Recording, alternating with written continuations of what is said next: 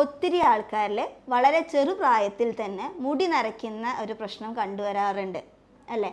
പണ്ടൊക്കെ എന്ന് പറഞ്ഞു കഴിഞ്ഞാൽ ഒരു 50-55 വയസ്സിന് ശേഷമായിരുന്നു ഈ മുടിനര കാര്യങ്ങളൊക്കെ വന്നിരുന്നത്. ഇന്ന് പ്രായം നോക്കാതെ തന്നെ, അതായത് സ്കൂൾ പിള്ളേർ തൊട്ട് തന്നെ ഈ നരയൊക്കെ കണ്ടുവരുന്നുണ്ട്. എന്നാലും ഒരു ആവറേജ് എടുക്കുമ്പോൾ ഒരു 30-35 വയസ്സിനുള്ളിൽ തന്നെ നര വരുന്ന ആൾക്കാരാണ് കൂടുതൽ ഇപ്പോൾ ഉള്ള ആൾക്കാരിൽ കാണുന്നത്. അതിൽ തന്നെ നമുക്ക് ഇന്ന് നമ്മൾ നോക്കാൻ പോകുന്നത് ഇതിൻ്റെ കാരണങ്ങൾ എന്തൊക്കെയാണ്, എന്തൊക്കെ കാര്യങ്ങളാണ് ഇത് വരാതിരിക്കാൻ നമ്മൾ ശ്രദ്ധിക്കേണ്ടത്, എന്തുകൊണ്ടാണ് ഇപ്പോൾ ഈ ഒരു ജനറേഷനിൽ ഒരു 30-35 വയസ്സാകുമ്പോൾ തന്നെ ഈ നര വരുന്നത്, എന്തൊക്കെ പ്രിക്കോഷൻസ് നമുക്ക് അതിലെടുക്കാൻ പറ്റും എന്നുള്ള കാര്യങ്ങളൊക്കെയാണ് നമ്മൾ ഇന്നത്തെ വീഡിയോയിൽ നോക്കാൻ പോകുന്നത്.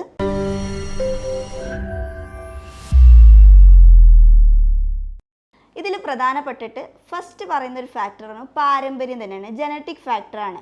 ഇപ്പോൾ ഒരു അച്ഛനൊരു പണ്ടത്തെ ഒരു ജനറേഷനിൽ ഒരു 30 വയസ്സിൽ വന്നിട്ടുണ്ടെങ്കിൽ മകനൊരു 20 വയസ്സാകുമ്പോഴത്തേന് തന്നെ വരാനുള്ളൊരു ടെൻഡൻസി ഉണ്ട്. അതിൽ നമുക്ക് പ്രത്യേകിച്ചൊരു ഒന്നും ചെയ്യാനില്ല. എങ്കിലും ചിലപ്പോൾ നമ്മുടെ വീട്ടിലുണ്ടാകുന്ന കോമൺ ആയിട്ട് വരുന്ന ഭക്ഷണ രീതികൾ കാരണം കൊണ്ടും അല്ലെങ്കിൽ അവിടെ വരുന്ന ഡെഫിഷ്യൻസി കാരണം കൊണ്ടും ഇങ്ങനെ സംഭവിക്കാം. അപ്പോൾ അതെന്താണെന്ന് നമ്മൾ സോർട്ട് ഔട്ട് ചെയ്യണം. ഓക്കെ, ഇതിൽ പിന്നെ പറയുന്നൊരു രണ്ടാമത്തെ ഒരു കാരണം പറഞ്ഞാൽ ന്യൂട്രീഷണൽ ഡെഫിഷ്യൻസിയാണ്. അതായത് അതിൽ പ്രധാനമായിട്ടും 4 വൈറ്റമിൻസിൻ്റെ കാര്യമാണ് പറയുന്നത്. ഒന്ന് vitamin D. Okay, vitamin D കുറഞ്ഞാലും കൂടിയാലും പല ഇഷ്യൂസും ഉണ്ടാക്കും. അപ്പോൾ വൈറ്റമിൻ ഡിൻ്റെ അളവ് നമ്മളിപ്പോഴും നോക്കണം. ഓക്കെ, പിന്നെ വൈറ്റമിൻ B12, പിന്നെ അതേപോലെ തന്നെ വൈറ്റമിൻ ഇയും വൈറ്റമിൻ B6 എന്ന് പറയുന്ന ഈ വൈറ്റമിൻസ്. ഇതിൽ തന്നെ പ്രധാനപ്പെട്ടത് വൈറ്റമിൻ ഡിയും B12 ആണ്.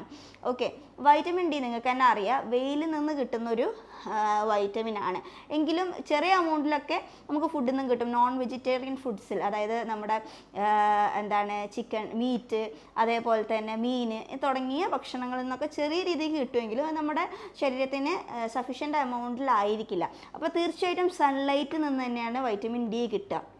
അപ്പോൾ നമ്മൾ പോയിട്ട് വെയിലത്ത് പോയി നിന്നാൽ റെഡിയാവുമെന്ന് പറഞ്ഞാൽ അപ്പോൾ എത്രത്തോളം അളവ് കുറവുണ്ട് എന്ന് മനസ്സിലാക്കി അതിനനുസരിച്ച് നമ്മൾ സപ്ലിമെൻറ്റ് ചെയ്യണം.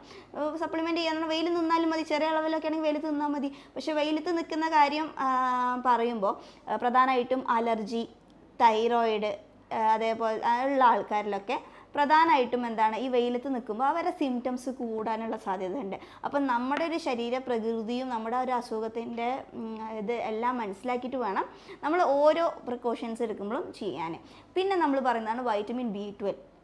വൈറ്റമിൻ B12 ഡെഫിഷ്യൻസി ഇപ്പോൾ സപ്പോസ് ഈ ലിവറിൽ എന്തെങ്കിലും അസുഖമുള്ള ആൾക്കാർക്ക്, അതേപോലെ തന്നെ ഗട്ടിൽ എന്തെങ്കിലും അസുഖമുള്ള ആൾക്കാർക്കൊക്കെ ഈ വൈറ്റമിൻ B12 ഡെഫിഷ്യൻസി പ്രധാനമായിട്ട് കണ്ടുവരാറുണ്ട്. അപ്പോൾ എന്താണ് കാരണം എന്ന് സോർട്ട് ഔട്ട് ചെയ്തിട്ട് വേണം നമ്മൾ ട്രീറ്റ്മെൻറ്റ് ചെയ്യാൻ. പിന്നെ വൈറ്റമിൻ ഇ എന്ന് പറയുന്നത് നമ്മൾ ഇൻറ്റേർണലി എടുക്കുന്നതിനൊപ്പം തന്നെ നമ്മൾക്ക് എക്സ്റ്റേർണലിയും പുരട്ടാനും ഉപയോഗിക്കാം. ഇത് വളരെ നല്ലൊരു റിസൾട്ട് തന്നെയാണ് കാണിക്കാറുള്ളത്.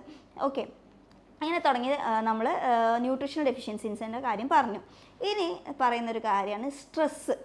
വലിയ പ്രധാനമായിട്ട് പറയുന്നത് ഈ കോർട്ടിസോളിൻ്റെ അളവ്, അതായത് സ്ട്രെസ്സ് കൂടുമ്പോൾ കോർട്ടിസോളിൻ്റെ അളവ് കൂടുന്ന സമയത്ത് സിങ്കും കോപ്പർ എന്ന് പറയുന്ന 2 മിനറൽസിൻ്റെ അളവ് കുറയും. ഓക്കെ, സോ അങ്ങനെയും നമുക്ക് എന്ത് വരാം, മുടി പെട്ടെന്ന് നരയ്ക്കാനുള്ള സാധ്യത ഉണ്ടാവാറുണ്ട്. പിന്നെ നമ്മൾ പറയുന്നതാണ് അലർജിയൊക്കെ ഉള്ള ആൾക്കാരിൽ. ഓക്കെ, പ്രോപ്പറായിട്ട് അവർ പറയും ഇത് എനിക്ക് സ്ഥിരമായിട്ട് കണ്ടിന്യൂസ് ആയിട്ടുള്ളതാണ്, അതുകൊണ്ട് എനിക്കൊരു പ്രോബ്ലം ഇല്ല, അതുകൊണ്ട് ഞാൻ അഡാപ്റ്റഡ് ആയി എന്ന് പറഞ്ഞിട്ട് ട്രീറ്റ്മെൻറ്റ് എടുക്കാത്തവരുണ്ടാകും. അപ്പോൾ അലർജിയൊക്കെ ഉള്ള ആൾക്കാരിൽ പ്രധാനമായിട്ടും IgE എന്ന് പറയുന്ന ടെസ്റ്റ് ചെയ്യുക. എപ്പോഴും ഈ IgEൻ്റെ ലെവല് നമ്മൾ നോർമലിലേക്ക് അല്ലെങ്കിൽ കൺട്രോൾഡ് ആയിട്ട് വെക്കാത്ത ആളുകളിലും പെട്ടെന്ന് തന്നെ മുടി നരയ്ക്കാറുള്ള ഒരവസ്ഥ കണ്ടുവരാറുണ്ട്. ഓക്കെ, പിന്നെ നമ്മുടെ ഒരു പ്രധാന ഫാക്ടറാണ് ഉറക്കമില്ലായ്മ. ഒരു പ്രധാന പ്രശ്നം തന്നെയാണ് അല്ലേ? അപ്പോൾ തീരെ ഉറക്കം ഇല്ലാത്ത ആൾക്കാർക്ക്, കണ്ടിന്യൂസ് ആയിട്ട് നിൽക്കുന്ന ആൾക്കാരിലും ഈ പെട്ടെന്ന് മുടി നരയ്ക്കുന്നത് കണ്ടുവരാറുണ്ട്. അതേപോലെ തന്നെ അതായത് സെഡൻറ്ററി ലൈഫ് സ്റ്റൈൽ ഉള്ള ആൾക്കാർക്ക്, അതായത് അധികം വീട്ടിൽ നിന്ന് അല്ലെങ്കിൽ കമ്പനിയിൽ നിന്ന് പുറത്തേക്ക് ഇറങ്ങാതെ ഒന്നിനോടും പുറത്ത് കളിക്കാനോ അല്ലെങ്കിൽ നമ്മുടെ ഇതിൽ കുറേ ഫോണ് അല്ലെങ്കിൽ കുറേ മൊബൈലിൽ മാത്രം ഇരുന്ന് ജീവിതം തീർക്കുന്ന കുറേ ആൾക്കാരുണ്ടാവും. വർക്ക് അല്ലെങ്കിൽ വീട് എന്ന് പറയുന്ന രീതിയിൽ ജീവിതം തീർക്കുന്നവർക്ക് പ്രത്യേകിച്ച് ഹാപ്പി ഹോർമോൺസ് ഒന്നും നന്നായിട്ട് ഉണ്ടാവില്ല. കാരണം അവർ കംപ്ലീറ്റ്ലി അങ്ങനത്തെ ആൾക്കാരിലും ഈ പെട്ടെന്ന് മുടി നരച്ച് വരുന്നത് ഒരു സംഭവം കണ്ടുവരാറുണ്ട്. അതേപോലെ തന്നെ ആൻറ്റി ഓക്സിഡൻസ് അടങ്ങിയിരിക്കുന്ന ഫുഡ് നമ്മൾ അല്ലെങ്കിൽ സപ്ലിമെൻറ്റ്സ് നമ്മൾ കഴിക്കുന്നത് വളരെ നന്നായിരിക്കും. ഓക്കെ, ഇത് വളരെ ഇതിന് ഹെൽപ്ഫുള്ളായിട്ട് കണ്ടുവരാറുണ്ട്. പിന്നെ പലരിലും കണ്ടുവരുന്നൊരു സാധനമാണ് എന്ത്, നന്നായിട്ട് ഡോക്ടറെ ഞാൻ നന്നായിട്ട് ഭക്ഷണം കഴിക്കുന്ന ആളാണ് എന്നൊക്കെ പറയും. പക്ഷെ നോക്കുന്ന സമയത്ത് കൂടുതലും കാർബോഹൈഡ്രേറ്റ്സ്, അതായത് അരിഭക്ഷണങ്ങളായിരിക്കും കൂടുതൽ കഴിക്കുന്നുണ്ടാവുക.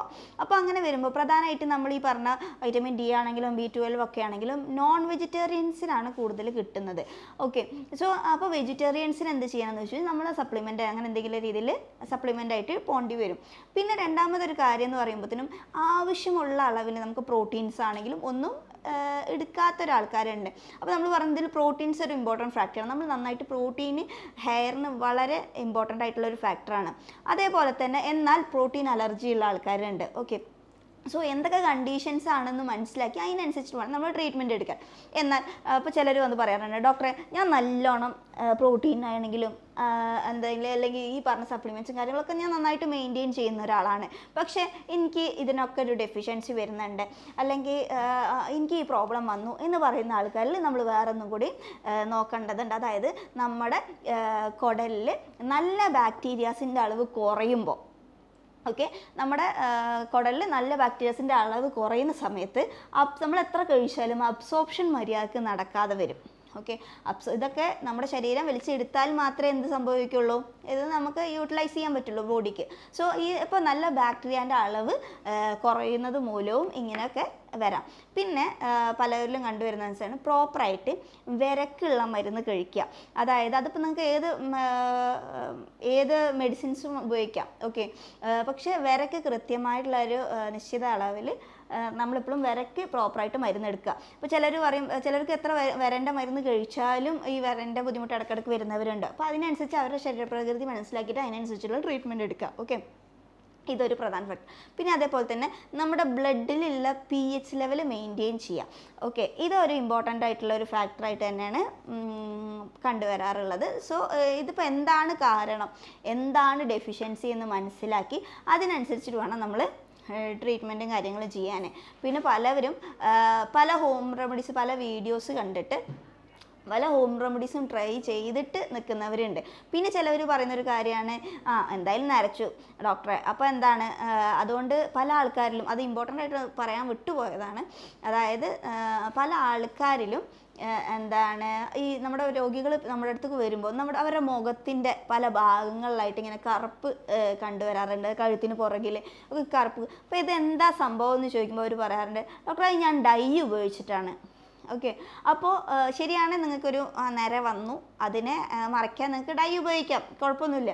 പക്ഷേ ആ ഡൈ ഉപയോഗിക്കുന്നത് തന്നെ അലർജി ഉള്ള ഒരു കൂട്ടം ആൾക്കാരുണ്ട്. ഇന്ന് ഡൈയിൻ്റെ അലർജി വളരെ കൂടുതലായിട്ട് കണ്ടുവരുന്നുണ്ട്.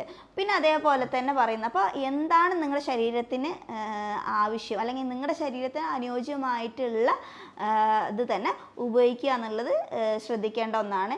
പിന്നെ ഇപ്പോൾ കണ്ടുവരുന്നതെന്ന് പറഞ്ഞു കഴിഞ്ഞാൽ കെമിക്കൽസ് അധികം ഉപയോഗിച്ചിട്ട്, കെമിക്കൽസ് എന്ന് പറയുമ്പോൾ ഇപ്പോൾ എന്താണ് നമ്മുടെ ഹെയറൊക്കെ നല്ല സ്റ്റിഫായിട്ട് നിർത്താൻ വേണ്ടിയിട്ട് ഒരു ടൈപ്പ് കെമിക്കൽ, അത് ഭയങ്കര സോഫ്റ്റൻ ചെയ്യാൻ വേണ്ടിയിട്ട് ഒരു ടൈപ്പ് കെമിക്കൽ, അതേപോലെ തന്നെ നമ്മുടെ മുടീൻ്റെ ഉള്ളു കൂട്ടാൻ വേണ്ടിയിട്ടുള്ള അങ്ങനെ പല തരത്തിലുള്ള കെമിക്കൽസ് വന്നു.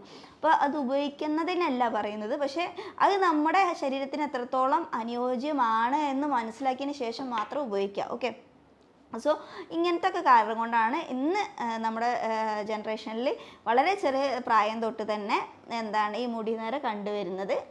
ഇനി ഇത് വന്നു കഴിഞ്ഞാൽ ഇത് തീർച്ചയായിട്ടും വൺസ് ഈ മുടി നരച്ചത് നമുക്ക് തിരിച്ച് കറുപ്പിലേക്ക് കൊണ്ടുപോവുക എന്നുള്ളതൊന്നും ഇല്ല. പിന്നെ കൂടുതൽ നരയ്ക്കാതിരിക്കാൻ എന്തൊക്കെ അതിൻ്റെ കാരണം കണ്ടെത്തിയിട്ട് നമുക്കത് പ്രിവെൻറ്റ് ചെയ്യാനേ പറ്റത്തുള്ളൂ. പിന്നെ പലരിലും ഈ കരിവേപ്പില, അലവേറ, അതേപോലെ തന്നെ നീലാംബരി, അതേമാതിരി തന്നെ നമ്മുടെ വെളിച്ചെണ്ണ, വൈറ്റമിൻ ഇൻ്റെ ക്യാപ്സ്യൂളൊക്കെ ഉപയോഗിക്കുന്ന ആൾക്കാർക്ക് ഇതൊരു പരിധി വരെ നല്ലൊരു റിസൾട്ട് തരാറുണ്ടെങ്കിലും, അതേപോലെ തന്നെ മൈലാഞ്ചി, ഓക്കെ, ഇതൊക്കെ നമുക്ക് ആ ഒരു തരുന്നെങ്കിലും ആ ഒരു കളറ് കുറച്ച് നമുക്ക് കൂട്ടാനോ അല്ലെങ്കിൽ മൈലാഞ്ചിയൊക്കെ ഉപയോഗിക്കുമ്പോൾ ആ കളറിൻ്റെ ഒരു സ്റ്റേ നാച്ചുറലി നമുക്ക് ഉണ്ടാക്കാൻ പറ്റുന്നല്ലാതെ പെർമനൻ്റ് ആയിട്ട് ഒരു ഒറ്റമൂലി എന്ന് പറയുന്നതൊന്നും ഈ ഒരു കണ്ടീഷനിലില്ല. പിന്നെ അങ്ങനെ വരുന്ന സ്റ്റാർട്ടിങ് സ്റ്റേജിൽ തന്നെ നമ്മൾ എന്താണ് അതിൻ്റെ കാരണം എന്ന് സോർട്ട് ഔട്ട് ചെയ്ത് അതിന് വേണ്ട ടെസ്റ്റുകൾ ചെയ്തിട്ട് അതിനെ നമ്മൾ പ്രിവെൻറ്റ് ചെയ്യാൻ എന്ത് ചെയ്യുന്നു, അല്ലെങ്കിൽ അതിനെ നമ്മൾ ക്ലിയർ ആക്കുമ്പോൾ തന്നെ പിന്നീട് കൂടുതൽ മുടികൾ നരയ്ക്കാതിരിക്കാനൊക്കെ സഹായിക്കും എന്നുള്ളത് മാത്രമേ ഉള്ളൂ. ഓക്കെ, കുറേ പേര് ഉണ്ട് ഇതിൽ ആ ഒറ്റമൂലി പരീക്ഷിച്ചതാക്കുക, ഈ ഒറ്റമൂലി അല്ലെങ്കിൽ ഈ മരുന്ന് രണ്ട് മിക്സ് ചെയ്യാമെന്ന് നമ്മൾ സ്വയം ട്രീറ്റ്മെൻറ്റ് ചെയ്യും. സോ അങ്ങനത്തെ കേസസിൽ നമ്മുടെ ശരീരത്തിന് അനുയോജ്യമല്ലെങ്കിലും അത് നമ്മുടെ ശരീരത്തിന് സൂട്ടാവോ എന്ന് ഏതെങ്കിലും ഒരു മെഡിക്കൽ ഗൈഡൻസ് എടുത്തിട്ട് അതിന് ശേഷം വേണം നിങ്ങൾ ട്രൈ ചെയ്യാൻ. ഇല്ലെങ്കിൽ അതും നെഗറ്റീവായിട്ട് തന്നെ ഈ ഒരു കേസിൽ ബാധിക്കാറുണ്ട്. ഓക്കെ, ഞാൻ doctor A Princy Khadeeja Fathima, doctor Basil's homeo hospital, Pandikkad.